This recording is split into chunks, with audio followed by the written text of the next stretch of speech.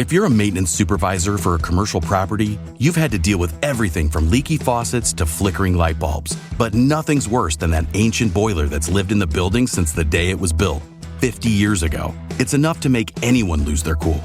That's where Grainger comes in. With industrial-grade products and dependable fast delivery, Grainger can help with any challenge, from worn-out components to everyday necessities. Call, click Grainger.com, or just stop by. Grainger, for the ones who get it done. The following podcast is brought to you exclusively by the Rad Rob Radio Network. On this edition of Straight Up 5 with Johnny Petraglia Jr., we welcome the Bohn Legacy, the entire Bohn bowling family, minus Sydney, who is traveling with her team.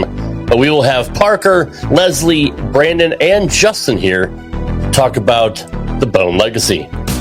How it is growing up with a Hall of Fame pro dad, their own successes in their own right in the sport of bowling. Lots to talk about here. We can't wait. We absolutely love this family. Straight Up 5 with Johnny Petraglia Jr. starts now. This is PBA champion Kyle Troop. Hey y'all, Jacob Ledrup here. Jeff Riggles here from 11thframe.com. Hey guys, Chuck Ritchie here, formerly of Bowl TV. Hey guys, this is Ryan Schaefer of track staff at Valley Bowling Center in Waverly, New York. And you're listening to Straight Up 5 with Johnny Petraglia Jr. Yo, the boys from Straight Up 5, Rad Rob, Dr Ocho, and of course JP Jr. As you know, JP Jr. used to be introduced as the sexiest man in bowling, and now the world. But he doesn't have the best hair in the world. I do. Sorry, bud, but you know the deal. Pick it out. Fear the fro, baby. Welcome to Straight Up 5 with Johnny Petraglia Jr. A hard-hitting, in-depth, cutting-edge look into the world of bowling. This podcast will not only cover all things bowling, but will also give you a raw look into real-life issues. You'll get unfettered access into the mind of one of the most gifted bowlers of this or any other generation. Strike, and they claim it. Similarly does it. So without further ado, let's introduce you to the hosts of the show. Rad Rob, Rob Francois. Rad Rob, Rob Francois. Dr Ocho. Dr Ocho. And the incomparable Johnny Petraglia Jr. Johnny Petraglia Jr. Hey guys, welcome back to Straight Up 5 with Johnny Petraglia Jr. I am your happy host, Rad Rob, Rob Francois. We have a packed, stacked lineup for this show. The most concurrent guests we've ever had in any one session. But before we get into that, let's see who's here in the chat. I saw Ricky Smith is here with the beer. Good evening, sir. This is going to be a fantastic show. This will probably go down the history as being our very best. Alex Bermudez, buenas noches, my friend, all the way from Modesto, California. Hope y'all are safe over there, because I have no idea where you are in California, but hopefully you're nowhere near what's going on there. But Chuck Ritchie, who complains about not being on the show, yet he's been in every open since we started. Billy M, what's going on, brother? Pete Cow is in the house. Nico, our resident statistician. Have I had any Popeyes? Not recently, actually. Crambone, what's going on, David? Appreciate it. The answer is no, then how can you be happy? Because I'm loving life, because we have an amazing cast here tonight. I can't wait to get started. Staying Man, what's going on? All right. Troy Lint, U.S. champs in the house. What's going on, brother? I see you're hanging and banging in the gym every day, brother. Hope you get back on the lanes very, very soon. We love you, Troy. Alex is in the middle of California, 6 hours away from all the fires. Well, God bless you. Hopefully it doesn't get that far. But you never know. If you do, come on over to my house. I got plenty of room. All right, let's bring in my first co-host. He is the man with the golden mask. He is the resident doctor of Straight Up 5. He's also the resident house hack from Holland Lanes in New Jersey. The one and only Dr. Tiberius Ocho Jr. the third. What's going on, Och? Rob has plenty of room in his house because his neck took up 2 rooms, and now that he doesn't have it anymore, there is plenty of room. Rob, have they found your neck yet? No, sir. No, sir. They have not found my neck since you found it and then threw it away. I had to throw it away because I got upset. And I wonder, would your voice change if they found your neck? Would you be like, hey, guys, Rad Rob Francois here, and happy birthday, Nicole, and we're going to have a great show. Happy birthday, Nicole. Let's get it going. Let's get it going. I ain't got time for this. Wish Ocho a happy birthday today. What's that, Ocho? Boing! Anyways, it's good to see you, Ocho. Not really, but I mean, I've never seen you actually, but with the whole mask deal. Ageless and timeless, and bring in the marquee man. Nico says the intro for the Bohn family could be 2 days long. It's true. We have a time crunch, so it's only a few minutes. PD's in the house. What's going on, Patrick? Hope you have plenty of tropicals and thunders and all those drilled up. So yeah, let's not get the show going. That's good. That's good. That's good. That's smart. Makes sense. Let's bring in the man of the hour. Too sweet to be sour. The Tower of Power. The sexiest man in the world. Number 7 on your program. Number 1 in your hearts. Mr. Johnny Petraglia Jr. What's going on, JP? Always a pleasure, boys. Absolute honor to be here with y'all, and definitely looking forward to the all-star cast we have set for tonight. Yes, sir. I am as well. You look like you need to see Georgie, brother. You're getting a little sick. Oh yeah, it's pretty obnoxious at this point. I figured I'd get him through the holidays, let him do his thing, and then I just got really, really lazy since January 1. I've just been rocking a lot of hats, and quite honestly, with it being 20 or 30 degrees, I don't mind the extra hair, at least on the back of my head. But for now, we'll just let it. At least I know it still grows at 40. You look like John Cena, but he's got a bald spot, which you don't have yet. But I'm okay with that comparison, so thank you. Ooh, he looks like John Cena. How much are we going to blow smoke up this guy's arse? Are you shitting me? He's a good-looking guy. Maybe you just can't see me. Check out Georgie Shore for a badass haircut at sweetblends.com. Former guest of ours. We love Georgie. All right, let's play my cute little video package I put together. Completely stole all the footage from the Bohn Legacy YouTube channel, but you I'm said sure package. They won't mind. I did. Chuck says, "Got to go. Biden saying farewell." Just kidding. Get the fuck. Okay. All right. Anyway, all right. Here is a little highlight package from the Bohn Legacy.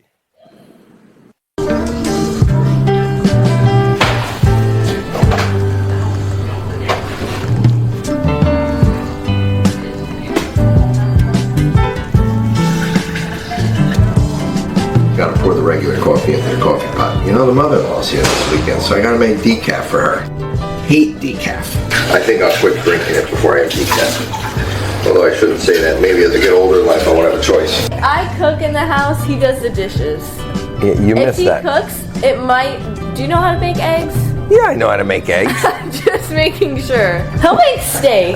Look, That's about it. Let's be honest here. I eat out 40 plus weeks a year. The last thing I feel like doing is coming home to cook myself eggs. No, but a bowl of cereal is really fantastic.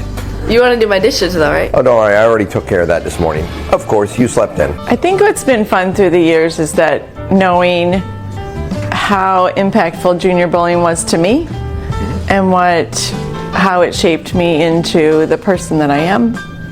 Through youth bowling, through MJMAs in Michigan, JTBOs in Ohio, bowling tournaments in Illinois, Wisconsin, on to college.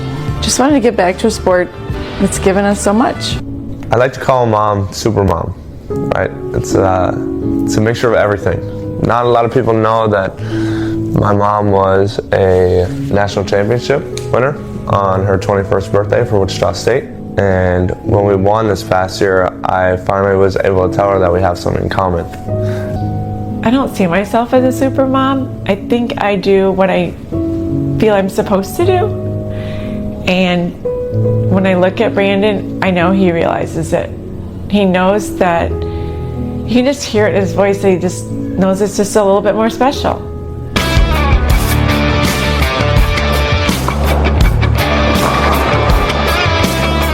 Me with my nice bowling ball. We're recapping today's bowling. Oh, and my pen. Anyways, so we're with Justin Bohn because he hasn't been in any recap. I'm not. But you didn't even watch me bowl today, so I did not. don't know why you're in my recap. No, my girlfriend made Team USA. She's sitting over here. So yeah. So I was watching her. We're celebrating Miranda today. Yep. One of the higher blocks that I think it was my second highest block. Was it my third highest block? I don't know. I don't know. It was one of your better days of team trials. If we take out day 3, I just want to forget day 3. Was day 3 the bad day? Yeah, day 3 was really bad. That was the day you finished like 80th, right? I beat 10 people. That's a bad day for you. Mm-hmm. Yeah.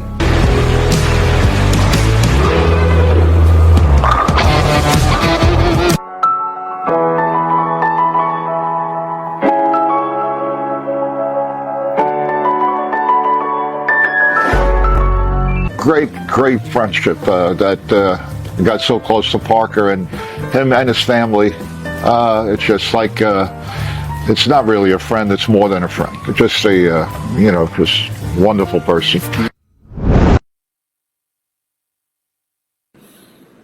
All right, ladies first. Let's bring in Mama Bohn, the one and only Leslie Bohn. Good evening, man. Thanks for joining us. Good to see you.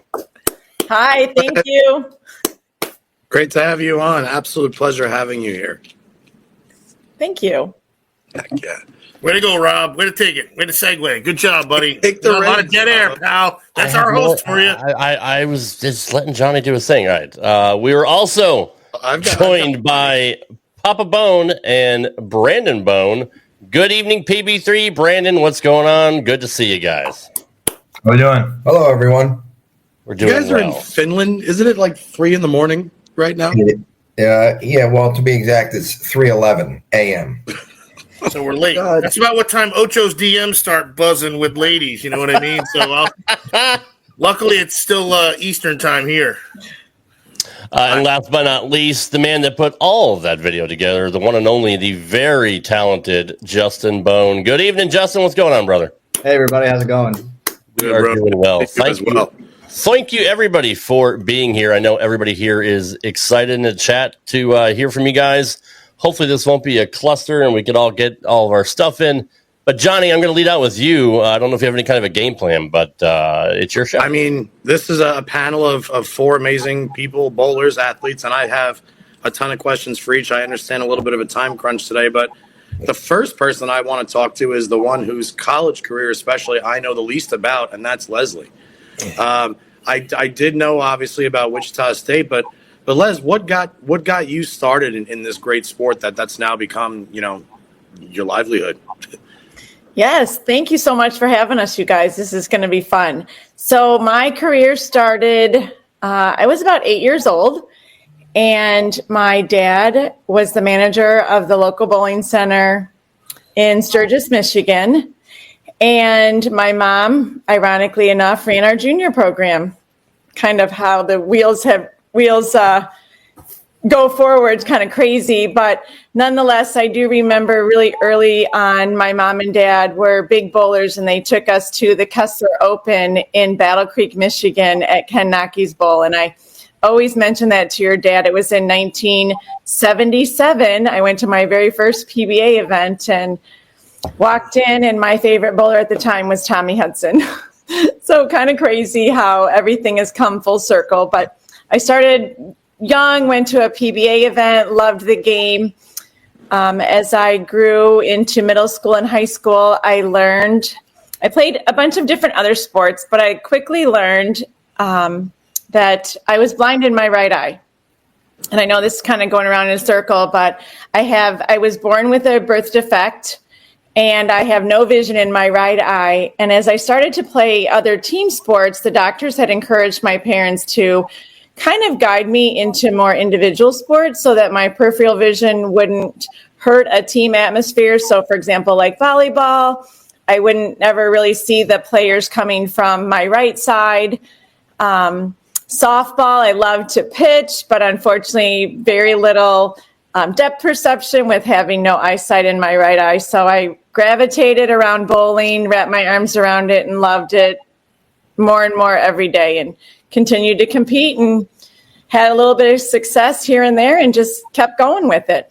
At what age did you find this out? I mean, obviously you don't know, because if you're a kid, you think that's normal. But when they tested you, did they did the spoon over the eye gimmick, and all of a sudden you were in like first or second grade, maybe? So funny enough, I don't know how many of you remember Little House on the Prairie. Absolutely. But true story. I watched an episode of that, and she was blind. One of the episodes, she became in the storyline. Mary? And I said to my mom, I said, wouldn't that just be just awful if you couldn't see, if you didn't have your eyesight? And at that time, I was in 5th grade is when my mom and dad told me that I actually didn't have any eyesight in my right eye. And like you just shared, I didn't know any different. So they broke the news to you? Yeah, in 5th grade. All because of Mary Ingalls. Oh, my goodness. Crazy, right? I don't even know if Justin and Brandon know that. Oh, my I didn't know that. I certainly didn't know that either. Yeah, so that's when I found out. So it's kind of funny when I would be bowling junior leagues or junior tournaments. Let's say I would throw a shot, and fortunately they all went down and I struck. So people are sitting in the settee area and they'd have your hand out to give you 5, and I would walk right by them. And then, of course, I wouldn't see them, so I wouldn't give them 5, and they'd, start chit-chatting. What a poor sport she is. Yeah, what not a nice person. And my mom's like, turn around. They had their hand out. I'm like, I didn't even see them. I had no idea. So, yeah. Les, you said it's your right eye, right? Yeah, 0 vision in my right eye. Wow. Me being a lefty, Parker, Brandon, and Rob, I'm sure you guys can relate. I'm pretty sure that I'm left eye dominant, as most left-handers would be. I mean, I remember looking at a baseball pitch, always seeing it with the back eye. Yeah. Is your targeting, or like do you target differently being a right-hander and you're limited to the vision on the left side of the skull? I mean, is that a weird? Eliminating half the lanes almost. That's the other thing. I actually, to be honest, I don't know, because I don't know any different. I've only seen the lane the way that I have for my whole life. So, oftentimes, like when I'm playing further right, I'm actually comfortable playing all parts of the lane, but I don't know any different. So I just have to take, I try to become a little bit more aware, turning my head one way, left or right, a little bit more than others might, because I have no vision. So they say, well, what do you see when you put your hand over your right eye? I don't see anything. It's dark. It's black. just as if it was shut. That's So if I put my hand over my left eye like this, I can see absolutely nothing. I learn something every day. So now I have to ask, have any of the other family played jokes on you and tried to hide from you or anything like that? No. Okay. Good kids. I'm going to be honest. The other senses are louder. What's that, Brandon? I completely forgot she was blind. Oh, see? Well, again, here on Straight Up 5, you learn something new almost every show. And here we got, I remember seeing Roger Gardner, and he's at least turning to the right to see the lane, but I don't know that... you never came to that, or else you'd have some good cervical range of motion, obviously. Yeah. Well, I'm going to feed here because now I have a question for both of the Bohn boys. First, actually, it's kind of a split question, but we can get similar answers here. Justin, you used to be a traditionalist, one-handed, all 3 fingers in the ball. You made the conversion to two-handed. Brandon, for as long as I've known you, I've never seen you bowl two-handed. Correct me if I'm wrong there. So, I don't know, but I'm curious, Justin, what was your what aided in your decision to go to two-handed? Because I think you throw it fantastic either way. And Brandon, what deterred you from it? So I'll start. I feel like what kind of made me kind of generate the idea was the first year that we bowled over in Malaysia. And I had felt like that my rev rate was in the bottom 20%, and I was missing a piece to the puzzle because my rev rate wasn't as high as everybody else over there. And I started dabbling with it, like Friday night after league, messing around with it, just having a good time. And then a couple of years went by. It was about 2 years that had gone by, and I was just continuing to mess around with it, but I actually developed it into something that I could start to use. Not anything serious, but like on a house shot, when you got the whole lane pretty much, I could be competitive. So I said, okay, let me try to actually practice this a little bit more. And this was right around the time that weight holes were starting to go away. So I had set up my arsenal to where I could bowl one-handed and two-handed with the same arsenal. And then when the weight hole rule went into play, it was like, okay, you're either going to have 2 separate arsenals or you're going to make a decision to go in one way or the other. And I made the attempt to go one way for about a month, and I said, you know what, I'm going to commit to it and stick to it. And ever since, that's been it. But I do remember having a conversation with Dad. He said, as long as you get to the line with balance and control, it doesn't matter to me how you throw it. And I made the switch in the beginning of my senior year of high school, and I will never look back.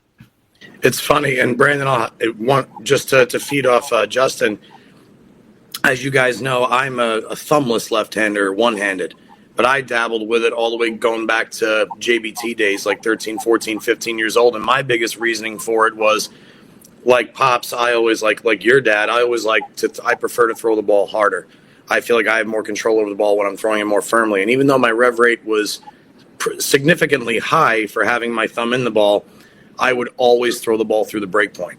So whenever I'd get to a condition that was, say, 43, 44 feet, something like shark, I would get panic stricken and my elbow would just fly from being so uncomfortable trying to slow it down. And I realized that not only could I be accurate with no thumb, but now I could control lane patterns by length a heck of a lot easier when my thumb was out of the ball. So that was what kind of made me say, you know what, as much as I don't want to be thumbless, as hard as it is for me to throw it 20 miles an hour now, I still always have a chance, whether it's outside of 5 or inside of the fifth arrow sometimes if need be. But Brandon, what about you? Ironically, I just told someone this last night. Obviously, we're here in Finland, and one of my favorite bowlers growing up was Oscar Palermo. I looked up to him for the first few years of my life, when I could watch bowling and remember it. But it was just around the time when he threw the bowling ball over the barstool chair in Detroit at the 2009 World Series. And the next year for Christmas, I had one of his jerseys. He was my favorite bowler growing up. And then I started bowling with the real bowling ball. Obviously, we use plastic balls and water bottles when we were a kid, just in the motorhome, trying to give us something to do. But I started as a two-handed backup bowler, and I pushed it from my chest, and I looked up to Oscar. And ironically, like I said, we were literally just talking about this last night, and Dad said, you're going to either learn to throw it the right way on the left side, or you're going to go one-handed. And then I went one-handed. And now when I go to two-handed, I have zero chance. So I'll just stick with the one-handed, and hopefully it just keeps going like it is right now. So, well, it seems like you both obviously made the correct decisions because you're both on top of your game and you're both perfecting your craft. So I think you both are definitely making the right choice. Go ahead, Rob. I know you want to say something here.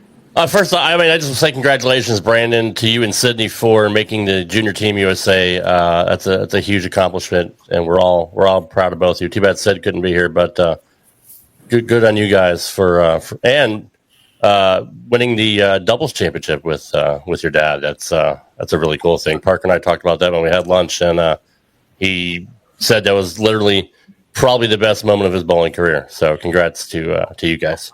Well, thank you. Yeah, on behalf of Sydney and not only myself, it was certainly a really cool week at Junior Gold, the U22 Masters, where we both got our spots, and then to walk on stage together and get our jackets with Mom, Dad, and Justin all in the background.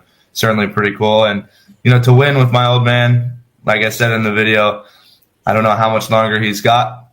And I told him a couple months ago when I called him up about the tournament, I said, Dad, I want to win with you before you retire. And I said, the amount of money that we're going to win, the trophy at the end, the belt that we got, that doesn't mean anything because, winning with my dad means more to me than anything in the world. So that's a memory that very, very, very few people get to experience. Absolutely. Very, very, very few. So that's awesome. And well said. Parker, just don't get any ladders, and you'll last a long time. Just don't. Yeah, enough with the ladders. Can't you hire John L. or something like that to do this stuff from here on out, or something like? Let's just. I still got to take the lights off the house when I get back. Oh boy! Same for next year. It's fine. It won't be this week. Just leave them up for the year. Parker, going back to what Brandon just said, because obviously your game is timeless. You literally throw the ball exactly the same now as you did in the late 80s, at least to me. Does Does anything ever hurt you, or do you just have such a beautiful, compact, simplified, beautiful game that like all the parts just seem to work? Obviously, we know you're a health guy. You stay away from the stuff that I like, things like that. So, but have you ever gone through any points in your career where like something was like seriously holding you back from the bowler that we see all the time? The one that never falls off balance, never ever misses a dime. Like it's the most mechanically sound one-hander we've ever seen. You should have seen what he ate at the barbecue place. I won't tell anybody out in public, but I'm just saying. Rob, now stop it. Yeah, No, the bill was $80 and Rob's was $70. When I was 19, Johnny, I won a spot as an amateur into Windsor Locks, Connecticut. And growing up as a kid that when you're around all the greatest bowlers in the world, especially as an amateur, and I'll look at me being 19 years old, looking around, it was a surreal moment. Well, I hurt the left side or the inside part of my wrist in the second game of the tournament. I did not want to withdraw. I'm too proud to withdraw, so I continued to go onward. Well, when I got done that week bowling after 18 games, which really is not a lot when we think of how many games we've put on since then, I could not physically pick up a 6-pound ball from the rack at Howell Lanes.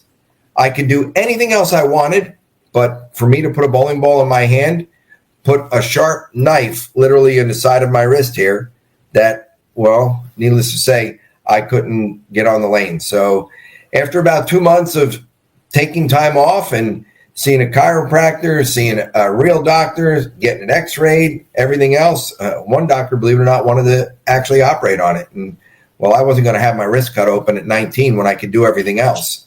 And believe it or not, it did heal to whatever extent you want to call it. But, Johnny, to this very day, and it's been that way my whole entire career, if I try to go overboard and hook a ball as much as you or especially Brandon or Justin try to do, I can take my wrist and put it on a shelf and come back the next day and hope that I'm going to be able to put it in a ball. So that's I know scar tissue. You have scar tissue that's laden that spot basically and restricted it, almost like, wow, that's amazing. So you've been doing this since 19. And you were, your son mentioned rev rate before, which wasn't anything I don't know anybody talked about back in the 80s. I mean, whether it was measurable or not, it was almost more like the power of the ball, what they call it. But you were one of the guys that had almost a heavier ball at the time, given for what technology was doing. But they didn't have rev rates back then, I assume, right? Not your show rev rates or the store. Speaking of rev rates, Howell Lanes, check it out. Put the phone number up, do whatever. but they weren't. Was revving the ball a measurable tool even back then? No, but I think we all wanted to hook it more. So hooking it was the intention, and that's there was more like certain players were associated with power. Mark Roth, Mark Roth, of course, right. Holman, and guys like Wayne Webb and Marshall and Pete, Del Ballard. I mean, those you measure like you kind of viewed it a little bit differently, I would say, right, Parker, as opposed to actually measuring the rev rate and Correct. Steve Cook could hook a bowling ball. John Gant could hook a bowling ball on the left side. Mm-hmm. Obviously, my good friend Jason Couch could hook a bowling ball. Parker Bohn wasn't going to hook a bowling ball, but Parker Bohn figured it out with angles. And almost like that injury kept you from overthrowing almost. It almost kept you in your own track at all times. Correct. Absolutely. So Walter and Parker just relied on shot making.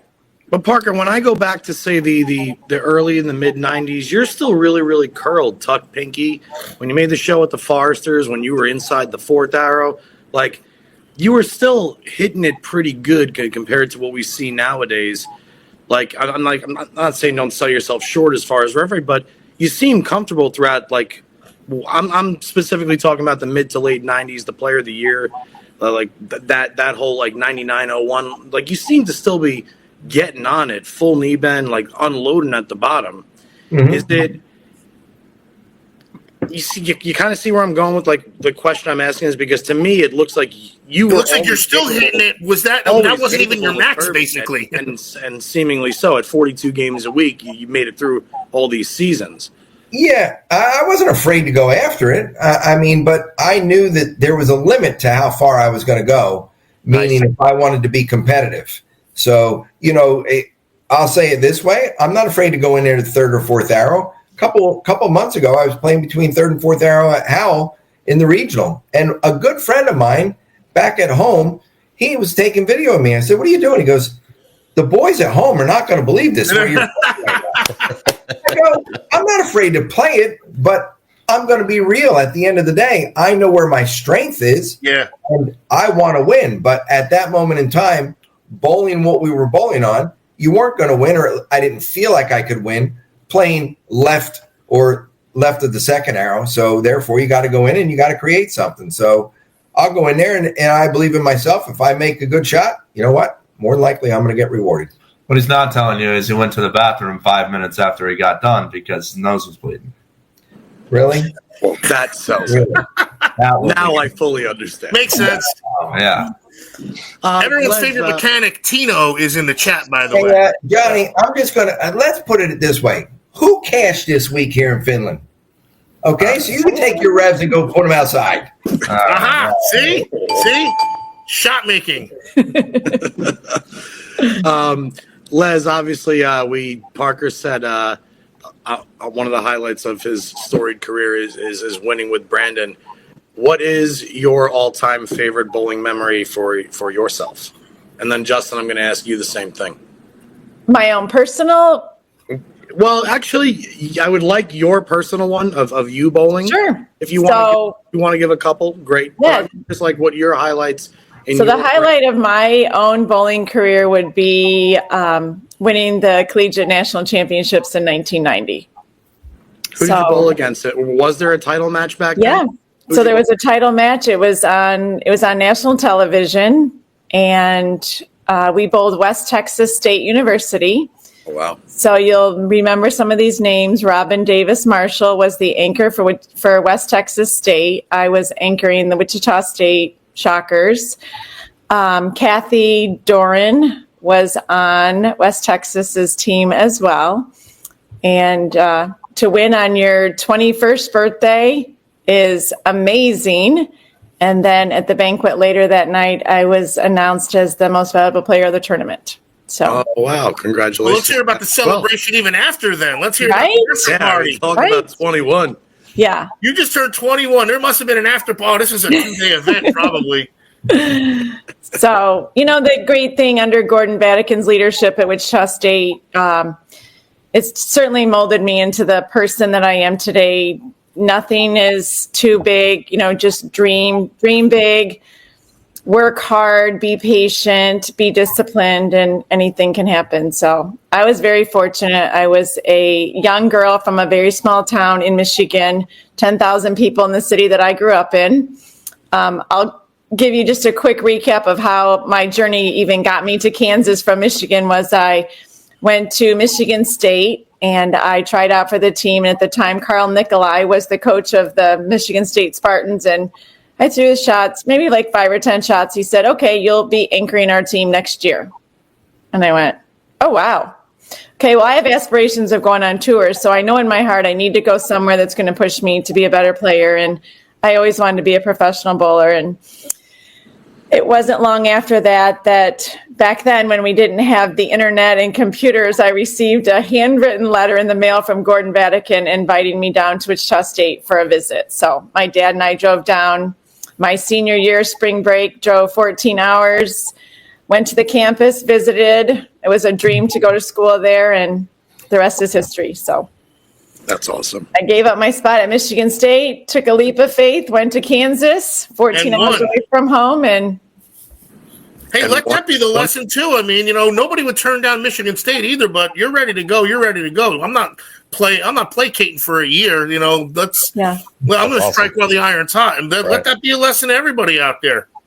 Yeah, so it was pretty cool. So Justin Romick bowled at Wichita State 2 of the years that I did. Chris Barnes, Billy Murphy, Brad Kozuski. I mean, some just incredible players. Donna and Debbie Detrani from New Jersey, Lisa Scarpati.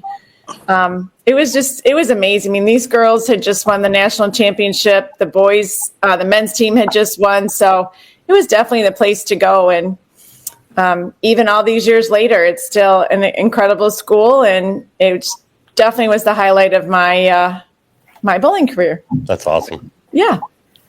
Go ahead, Justin. What about you, bud? So I'd say my biggest bowling memory, like my biggest win, was definitely winning junior gold a couple of years ago. It was only a handful of years after I had made that complete switch to two-handed. And with the year prior that I had had at school, I hadn't had the best year at Wichita State. I had called pretty much the program and the guys on the team about within a month of bowling that tournament that I wasn't going to be coming back. And there was a lot that had gone on that year prior that made me better for today. That, you know, one of those things that you go through that you don't know why you go through it until you get to the other side of it. And it turned into putting all the pieces together to win the biggest tournament in youth bowling. And then it turned into 3 days later or 4 days later, Dad winning a major on the senior tour. And then 3 days after that, Brandon winning junior gold in the U18 division. So I had my 4 days of fame. Shit happens in threes, like they say. Yeah, right. Yeah, so I had 4 days of fame because Dad beat me to it, and then, you know, I was third in line after Brandon won again. But I enjoyed it. It was the biggest win in the family for about 4 days, so that was cool. You got that going for you. Yeah. So You have that, and you have the same gaming chair as Rob. It looks like. I don't know. Maybe that's your second best thing. Rob, is your gaming chair the same as Justin's? Could be. No, mine's a little different. Mine's for fat people. He doesn't have to worry about that. Well, that's why we can't see yours, so we can see his. Justin, I love your YouTube channel. As a video geek, I'm amazed by what you're able to put together, and that their production is great on that too, man. That video that I showed in the beginning, it's a work of art, like literally, and you have a shit ton of views on it too. So, congrats with all your success on that. I really enjoy your content. Yeah, thank you. We've always had a story to share. I feel like we have a very unique story in bowling, and to be a part of it and have the background in film to get to share it, I think is really cool that we get to share a part of bowling that not a lot of people get to see. Sure. And everyone in the family is pretty much on board with it. And the fact that we get to continue to take it another notch higher, another notch higher, another notch higher. If it can eventually grow the sport one day into something bigger and comparable to every other sport, that's going to be bonus. But we just are actually in the process of launching some merchandise. Nice. Some Bohn Legacy merchandise. So every day it feels like it's getting better and it's getting bigger. And, you know, it's really, really cool. The timing is pretty much perfect too. Seriously, with it, because there isn't much in bowling right now. There's not. I mean, with podcasts and site and YouTube pages, there's not much. So the timing, and you have the rev rates going already. So it's you guys doing your trick shots and all that stuff, and the timing couldn't be better. So you got a fun challenge ahead of you, man. It's gonna be awesome to watch. Thank you. Now, I know there's competition between you and your dad, Justin, because you guys constantly go at it in your videos. But amongst the siblings, has there ever been any sibling rivalry between you and Brandon and Sydney? Oh, well, I mean, duh. Like growing up, like I obviously wanted to beat him. I have one story to share that I think is probably one of the earliest bowling stories of either of us. And it was prior to me bowling my first 200 game, and I'll get to that in a second. So me and Brandon had just started bowling JBTs in 2011, and we were pretty much racing each other to go, okay, well, who's going to win the first one? Well, Brandon won the first one that we bowled, so I didn't beat him to that. But the very third one we bowled, we ended up bowling each other for the title. Oh, wow. And now, mind you, this is 2011. I am 8. Brandon is 7. Brandon is 7. Yeah. I have never bowled 200 in my life. I need enough pins in the 10th for 200. Matches way over. Brandon at 7 years old is, well, not happy because he got beat by his brother and is crying in the back. Yeah. Aw. And I remember this so vividly. I am sliding in the left gutter. I have no rev rate at the time, right? No rev rate at the time. I mean, it's okay. So I catch one a lot. I get one off the left, catch it again, left gutter. I bowl 171. Come on. I go in the back. Mom and Dad go, what the heck just happened? Like, and I had already won the tournament. It was over. What the heck just happened? You could have bowled 200. Oh, well, I felt bad for Brandon. Yes. I thought the sympathy thing was coming in. Yep. So at 8 years old, I just wanted to be a good brother. And then, I learned that I should have just, stayed on the gas, but that's all right. Now, Sydney was late to the game, and talking with Parker, it's amazing how quickly she took to the sport and how good she was early on in her career. Like it's pretty remarkable how quickly she got that good. Just by standing around a ball return. Right. I don't have another way to describe it. Maybe that's osmosis or something. Or like maybe she's a physics major or something. Like it is kind of scientific the way the game is now. So maybe she just has some weird computer brain or something and is able to figure the angles out. She's kind of ruthless. Parker told me she wants to win. Like she when she puts her mind to it, she's gonna do it, no matter what it takes. And practice, and she became that good. But I'm sure all of you hate to lose, but I think she might have that extra little edge to her. Would you agree with that, Leslie? Yeah, she definitely has an edge. She the year she decided that she wanted to join in the game was we had gone to junior gold, and her cousin Natalie was bowling. Both of the boys were bowling. I think Parker was bowling a PBA 50 tournament, and so Sydney was just tagging along to all the squads. And we wrapped up that week, and on the way home, she goes, I think I can do this. Really? She's like, yeah. And this was funny. She goes, you know how the boys don't listen to you when you give them advice? She goes, don't worry. She goes, I'll listen, Mom. And then she had you convinced there, basically. Yeah, right? So. Well, I just want to say for the record, the last time my mom's told me anything on the lanes, it worked out pretty well. And it was to quit trying.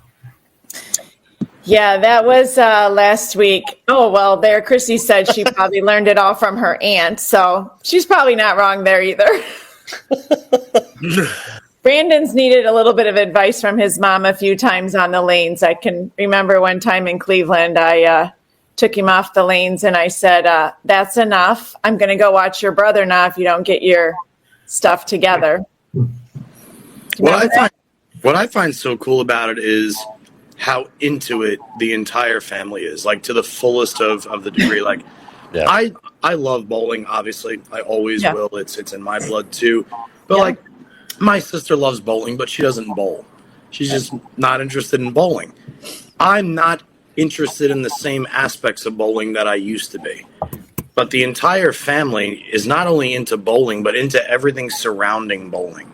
Yeah. Everything affiliated with it on every single level. I mean, I'm watching one of the greatest in history go fill up jugs of Diet Coke and water for birthday parties in rev rates. I'm watching these two promote shows and the content that's produced. Sydney, just like you said, at a left field, you know what, I want to be one of the best too, and now she is. You guys all bring like the perfect mixture of elements, and that's what's going to create an even bigger legacy than what's already been established. It's very admirable to watch from the outsider's perspective, as you guys should all fully know, and if you don't, you're schmucks. But and you keep going for the ride.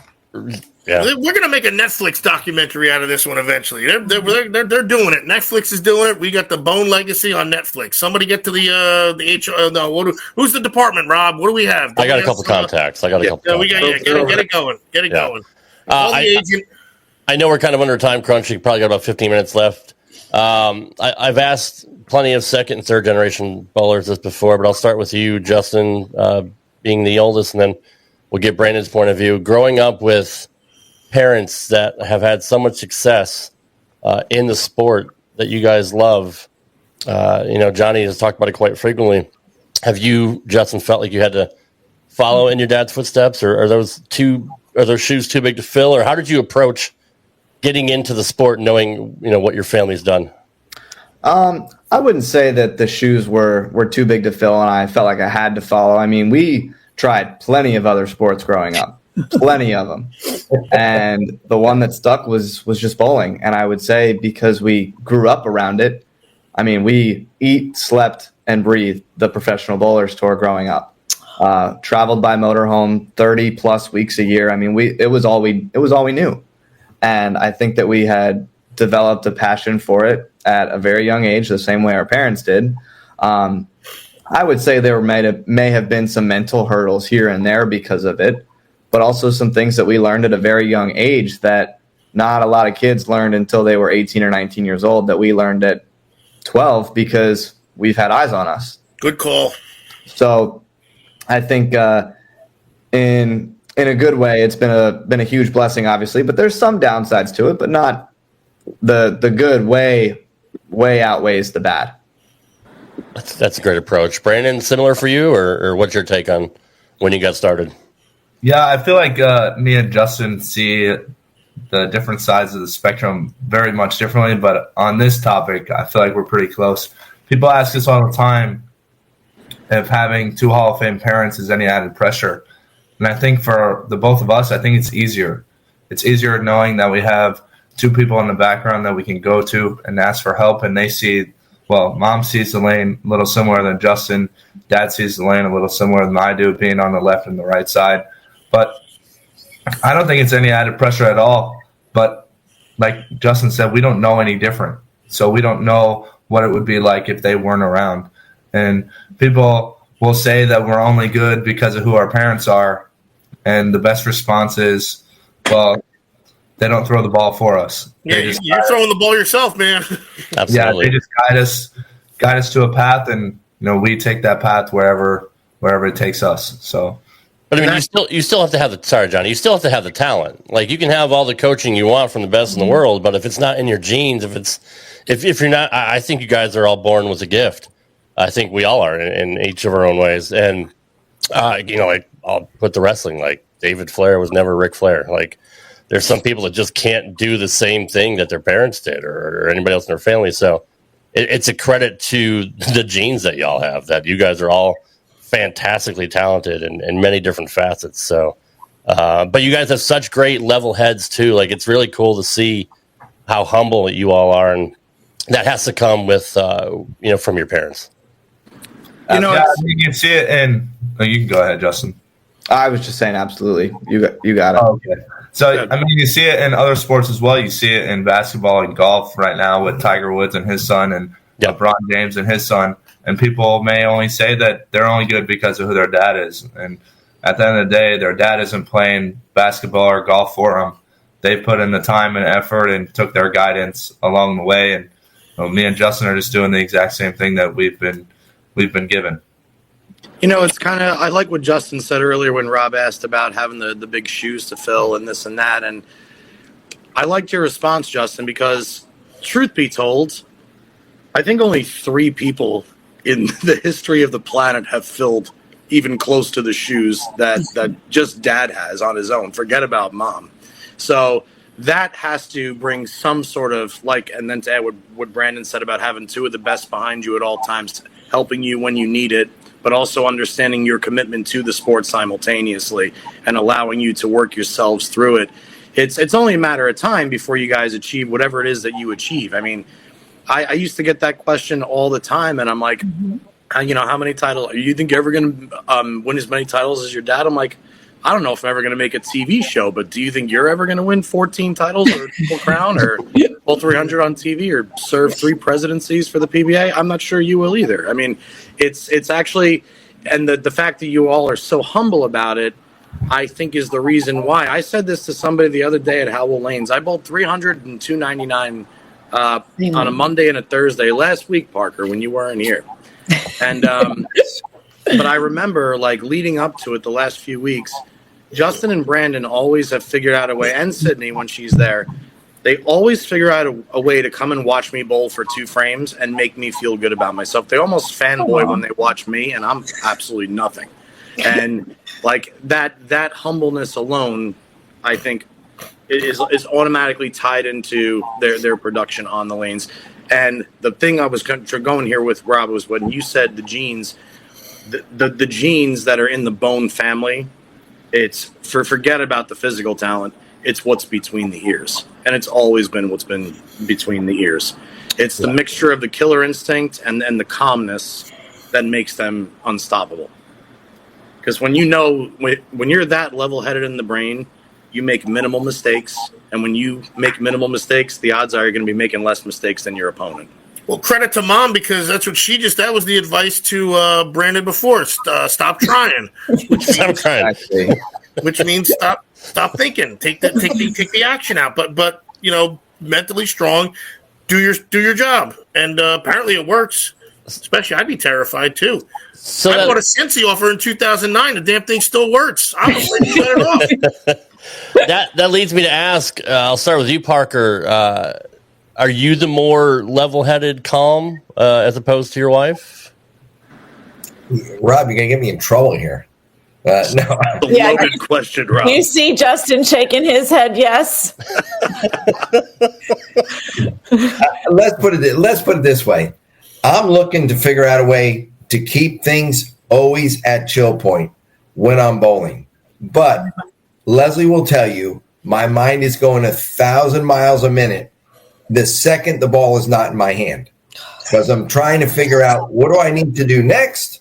Where can I get this? What are we going to do there? As long as the ball's in my hand, I'm focused on the pins. That's your most calm point in life, actually, when you got a bowling ball in your hand. Pretty much. Yeah, well, I'm on the approach. Yep. I guess that's why you're so good, because if you're not thinking about anything when the ball is in your hand, it's okay if your brain goes haywire when it's gone. It's when you're putting your hand in the ball saying, oh, my God, my hand is sweating. I know if I miss 2 boards left, I'm 3-7-9. Or if I touch it too much at the bottom, it's going to big 4. Please don't do one of those. Like, trip out the 8-pin on the 6-8, please, or something. Like, it's like the light switch goes off as soon as the approach, not when they let it go. He grabs the ball, the light switch goes off, and everything is calm. Just like it's like the world has stopped. Another thing, Oach, that I'll speak for on Parker's behalf. If you watch any show from Parker or any ball that he throws in league, Parker's pre-shot routine has not changed in 40 years. Why would it? It's worked. Picks up the ball, he rubs it with the towel 2 or 3 times, spins it in the left hand, puts the towel down, takes air, wiggles the fingers 2 or 3 times, comes set, and then the knees drop a smidge, and then he goes. And it's been like that every single shot I've seen him throw. And the only shot I've ever seen you fall off balance was to bowl 300 on TV.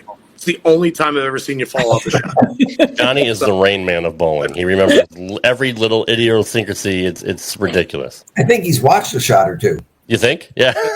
Watched a couple. Getting back to the what I asked Parker, Leslie, when you watch your kids, how intense are you, or how nervous are you for them? Wow. Well, it was fun to just relive Justin's junior gold win. Lots of tears. I am a pretty emotional person. All of our entire family will tell you I'm a mush. So watching our kids perform at the highest level, I live every single shot with them, the good ones, the not so good ones. And there's nothing better than seeing them achieve their goals. And it's the coolest. I mean, for the fact that the boys in Sydney have all decided to embrace this game as much as that we love it. We're in a place now that we can give back to a game that's given us so much, and the places that we've traveled, watching these kids compete at such a high level. I think one of my, outside of them winning championships, which at such a young age they both have accomplished, and Sydney herself have accomplished so much, when you see your kids giving their autographs and other kids standing in line for it, it blows my mind. We were in Malaysia, and I have pictures of both of the boys sitting at a table with a bunch of kids in line waiting to get their picture taken with them or signing autograph cards for them, and really, really special moments for sure. That's unbelievable. And to hear that, Justin and Brandon, can you, and I'm sure you guys have been used to your parents being famous, and everywhere you guys go, everyone knows who you are, but I mean, you're starting to get successes on your own. How I'll start with you, Justin. How cool is that when you have obviously, with Junior Gold and all that, and you have such a bright future? I'm sure you're going to go on. I'm sure both of you guys are going to go on tour. But I mean, has it been kind of surreal, like how well you've done so far, Justin? Yeah, and I would say yes first, but I don't think it's not about the bowling success for me. Like, I look at Dad as not just one of the greatest competitors in our sport, but one of, if not the best ambassadors of the sport, just because of the way people speak about him. Yes. And it's not about how much success you have on the lanes. You can have a lot of success on the lanes, and if you're not a very nice human, people aren't going to want your autograph. That's fair. And if you are making an impact on people's lives in a positive way, and they want to meet you and take photos and talk to you and ask questions, that means more to me than winning the trophy. If I know at the end of the day that, I'm making an impact on somebody's life in a positive way. I think that's why we're all doing what we're doing for social media, because our story is impacting people's lives in positive ways. And I think that is what means more to me. And that's what's more surreal to me, is that we are continuing to grow that more and more and more, and turn it into all 5 of us now have an opportunity to make that impact, that same impact that started with Dad and now is trickling down to all 5 of us. Brandon? Well said, brother. Yeah, it's pretty cool to go to some events and people come up to you, hey, when you're done, can I get a picture? Hey, can I get your autograph? Do you have a jersey that you don't wear anymore that I can get? I never thought growing up that I'd be any good, that anybody would want my jersey. And now I just told Dad, I said, I feel like I have to bring a jersey with me when I go places, because fortunately or unfortunately, that's how much I've been asked over the past few weeks. Hey, do you have a jersey that you don't want to wear anymore? And that's what's really cool to me. And growing up, we'd always see Dad sign a jersey, give it away, send it in the mail. He'd receive pictures of him to sign, to then send out so people could have his autograph. And I think just growing up and watching it and now living it as it's yourself, I think that's just pretty cool to me. People want my autograph. I guess I'm doing something right. That's awesome. That's really cool. That's fantastic. And obviously you guys. Oh, go ahead. Sorry, Leslie. Real quick. Hey, Brandon. Yeah. Did you ever win a tournament with your mom? I did. I won a tournament with my mom before I won a tournament with my dad. Ding, ding, ding, ding, ding, ding. Well, do tell us, please. You can say that one for the rest of your life. I can. Why don't you tell them about it? Yeah, I will. So Justin asked Dad to bowl this tournament. It was 2013, and I didn't have a partner. And I was looking for a partner, looking here, asking people. And a few days before the tournament, Mom didn't have a partner. And I don't know if she asked me or I asked her. I think she asked me. No. Nope. Let me remind you. You go, Mom, I don't have anybody to bowl the doubles tournament with. Justin asked Dad. I asked this person. I asked this person. I asked them. They can't. Nobody can bowl with me. I don't know what I'm going to do. I go, Brandon, your mom's not bowling. Oh, do you want to bowl with me? No. Yeah, Brandon, I would. And we ended up bowling. And who did bowl in the finals? We almost bowled Dad and Justin, but Dad missed a 7-pin. Oh. Oh, yeah. Oh, damn. I wasn't very happy on my partner. We ended up winning the tournament, and a couple years later, we ended up bowling again, winning another tournament, and then we finished second the same week that the other 3 of us won. So yeah, me and Mom's track record has got to be pretty good. But yeah. Say that again, Bo. That's a hell of a story. That's Parker. You missed a 7. Come on, man. A 7-pin. Hey, he was being nice, just like Justin was for Brandon that one time. No, Parker doesn't lay down for anybody.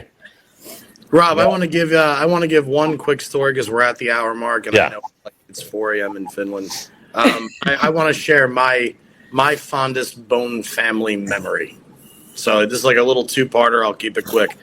When I was married, before I moved to Vegas, Leslie hosted a jewelry party at my ex-wife's father's restaurant.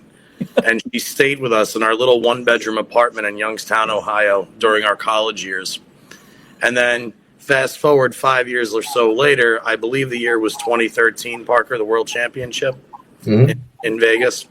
And I had flown out to propose and marry my wife, who Leslie stayed with her and I at the time. And I remember being there. I was a fresh newbie in Vegas, just moved there.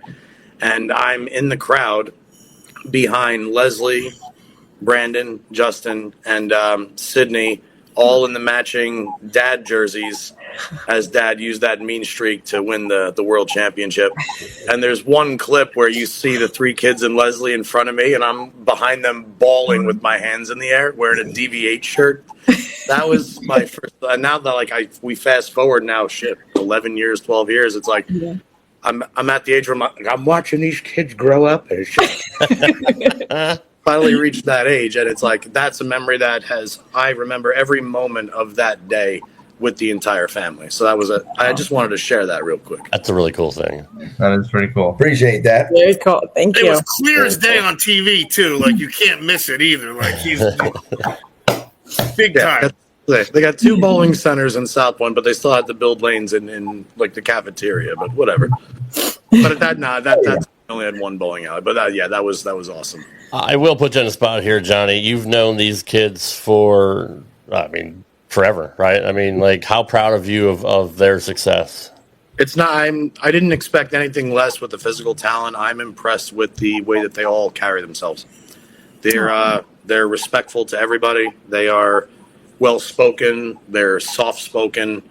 None of them would ever hurt a fly, and they all want what's best for the sport that's produced their livelihood. They're the true definitions of class. That's all I can say about all three of them. Oh. Thank you. Parker, I have to ask you, how awkward was that fist bump in that video that I showed in the beginning between you and Senior? Yeah, that's all right. Don't do that, Rob. Come on. They're having a moment. More of those again. Trust me, he's a near and dear friend. Somebody that taught me a long, long time ago some of the things that I really needed that I didn't know then were going to propel me and make me into the player that I turned out to be. And I hope he's around for another 100 years, to put it mildly. But I embrace every moment I can with Johnny Sr. That's the one guy that might be around for another 100 years, actually. Yeah, I mean, he's the one that worries about it the most. He'll be here till he's 200.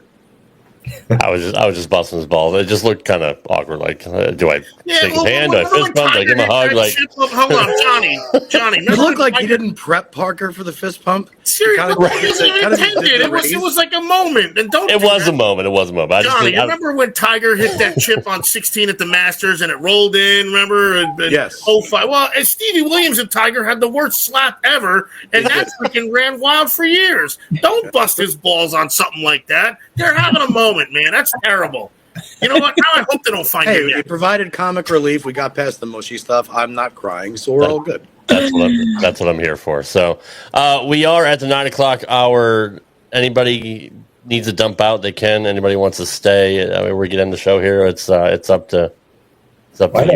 He's got to go back and organize his stuff. Okay. So Brandon, good to see you. Great to see you. For having me, guys. I really appreciate it. Being up at 3 a.m. to sit here with us. Yes, thank you very much. 3 to 4 a.m. But I'd love to chat more, but we got an Uber to catch, and Dad doesn't know how to order an Uber, so I'll have to do that as well. And if you put my dad together in a kitchen and ask them to make anything other than eggs and get an Uber, they'd be in serious trouble. They'd be like Lord of the Flies. I want that on the Bohn Legacy channel. We need to have Senior and PB together trying to figure out how to do something. Play a prank on Dad and Parker and put them in a kitchen put them in a house, lock them in for 24 hours, and they have to cook their own food. I'm telling you, they'd get a big fire going with a protein. We will get through. Yeah, Dad'll drink wine. Make sure there's a bottle of wine. Microwave one egg. Yeah, get a bottle of $2 chuck and you'll be good to go. Yeah. So cool. Yeah. All right, good. Well, Brandon, get out of here, brother. I'll see you when you're Thank you guys for having us. Appreciate it, Brandon. Appreciate it. Justin, I know you got school. Are you good in time or you got to go? Yeah, I got to run and get some homework done. We're bowling this weekend in Chicago with the SCAD team, and we're leaving real early Friday morning, and I got a packed day tomorrow, so got to get some homework done and, be be a student, because, that's part of being a student athlete. So that's right. I got to get that done. So I appreciate you guys having me on. I really do appreciate it. And Always a pleasure, dude. As always, we'll see you guys appreciate next you as time. well. We'll definitely have you guys back on when you have more time, because there's a lot more we need to dig into. So thank you, Justin. Yeah, absolutely. See you, Justin. All right, Leslie, you're good on time. I know Parker's got about 15 minutes, so you're good. You're good to chat. Yep. Okay, I figured. When I had lunch with Parker, he had nothing but glowing things to say about you, Leslie, and how great of a wife you were. What the hell would he how great of a mother say? you were. What is wrong with you? Jesus Christ, Rob. When I had lunch with Parker, he was really pissed about how you folded his laundry, and he said the detergent was different. Jesus Christ. Trying to win Parker some brownie points, that's all. He's got enough. I'm sure they have some good brownie points. What kind of shit is that? Of course. Rob, I'd give you $50 right now, Rob, but I don't have a 50. All I got is €50. Yes, well, that's true. He's in Finland. That's right. Yeah, that's fine. What's the equivalency there? I don't even know. This one's on the house, Parker. All right, thanks. No, I mean, look, all joking aside, Leslie, like, to see the success, I mean, we all know that you were great and Parker's great, but I mean, were you surprised? I don't want to put you on the spot, but I mean, like I said, not everything always works out, but were you surprised at all to see how well your kids have done? Especially Sydney, honestly, to just pick it up out of nowhere. Yeah, I think, we've watched the boys work hard. We can say it's in their genes. We can say they're Parker's kids, no surprise. But like the boys both said, they put in the hard work. They put in the dedication. I just was fortunate along the way that I could support them. I mean, Dad traveled 30 plus weeks a year. I was home with the kids, and thankfully we were on the same page with allowing me the opportunity to be the best mom that I could be. You saw that a little bit in the clip.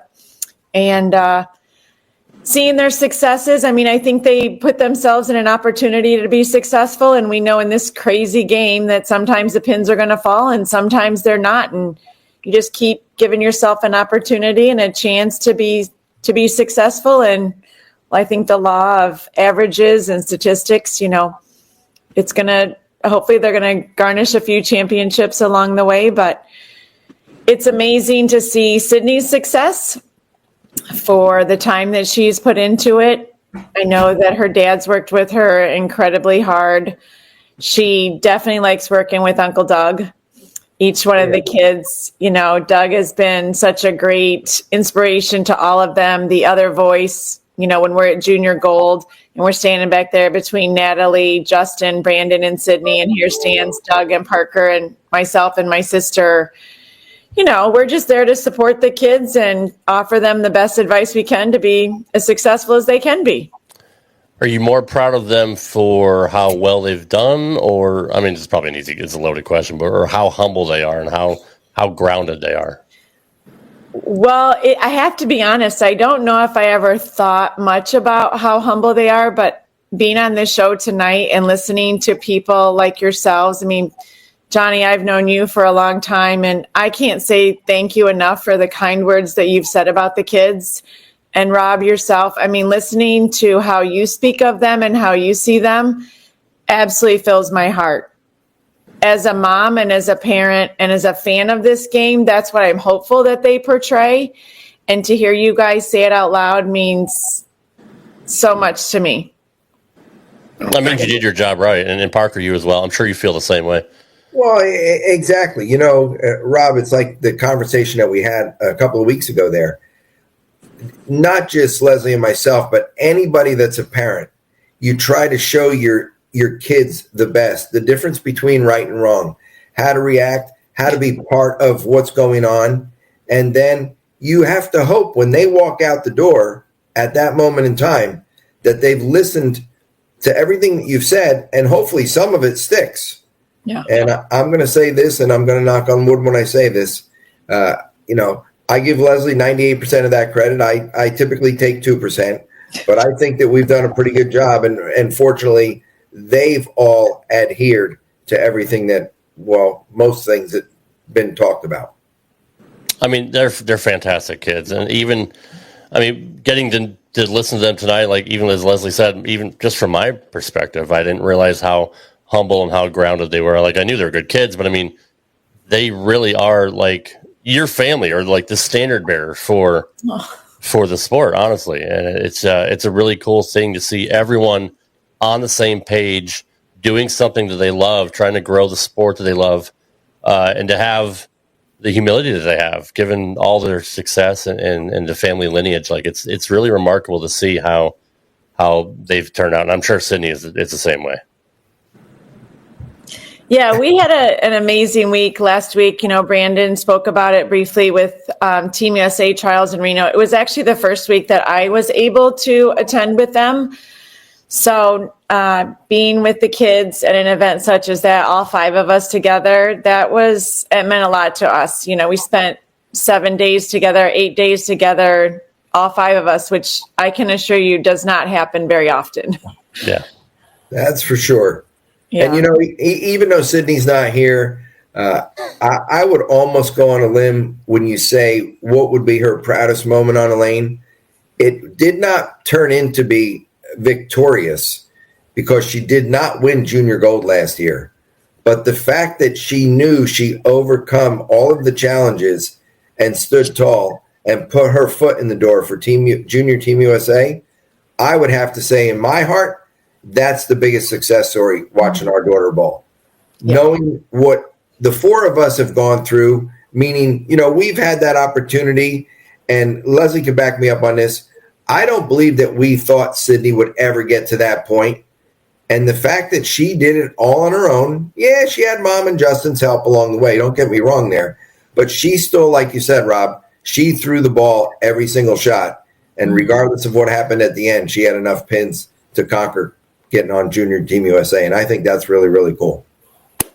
Absolutely. It's outstanding. Like all of us here literally can't be more proud of you guys and your kids. Like it's just, I call you guys the first family of bowling. And I mentioned, I think one of our early shows, we talked about your family success, and that was the title of the show, was the first family, because, you know, not only are you all talented, but being ambassadors for the sport, you know, Parker, you and Senior, what you've done with Brunswick and what you've done for the PBA over the years is top notch. And both of you are class acts, and Leslie in her own work as well, helping and being an ambassador to the sport. And now your kids carrying on the transition through YouTube and social media, and they have so many more outlets that you guys didn't have back then that they can use and very well to help grow your name bigger and the sport. Justin bigger. Summed it up before when he said the story, and that's the real project right there is the story. It's a Disney movie, honestly. I'm not blowing smoke. That's what it is. The timing is perfect. It's the story that's going to be the most fun thing to watch. This whole journey, this whole. I mean, we got years to watch these guys. That's all yet to be written. Yeah, it's all yet to be written and finished. Like it's there's a lot of. Knock on wood. There's a lot of chapters to fill. Yeah. No. Well, there's going to be if we're going to make a chapter here in about another 5 or 10 minutes. I'm going to see if my luggage boy can take care of all my stuff. I can see you traveling heavy, Parker. Heavy? Heavy. Whoa. Is he an overpacker? Overpacker? Not even close. He puts his undies in his pocket, and that's it, right? If he's gone 7 days, he has 7 pairs of underwear. No more than 2 pairs of shoes. That's no more than 2 pairs of. No, this is the lightest traveler ever. And ask him how early he packs his suitcase. Smart.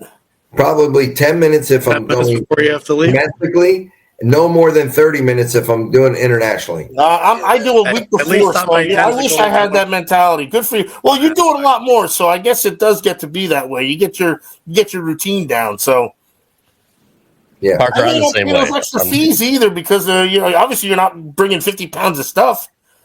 No, I like to bring a lot more home with me though. In a big trophy and the trophies and money. Right. Euros. I'm sure international shipping probably sucks too if you ever have to. Parker, that's a great question. Have you ever won a trophy big enough and then had to get on a plane and not know what to do with it? Yes. Believe it or not, Japan Cup. The I Japan was Cup. going to say, they give you a bunch of stuff in Japan, right? Oh yeah, that's right. They give you 5 different trophies the years that I was fortunate to win the Japan Cup, and they put them all in these boxes, really, really nice, so that they don't get damaged. Well, when you go to the airport, you've got more luggage in trophies than you do in actual bowling balls and suitcase. Fragile. Yeah, it's actually pretty funny. God, holy shit! There's something that nobody ever talked about. What did you do? Yeah, I wasn't like calling Brian and saying I got to return my covering package. the bag fees for these trophies. No, they don't charge you baggage for the trophies, but you carry some on, you check the rest in, and well, then you cross your fingers and hope that they all get to the other end. You're wondering you're with the golf clubs looking for your trophies, or you're the dummy that's got 2 seats taken up with trophies too. Right. That'd be a good problem to have, though.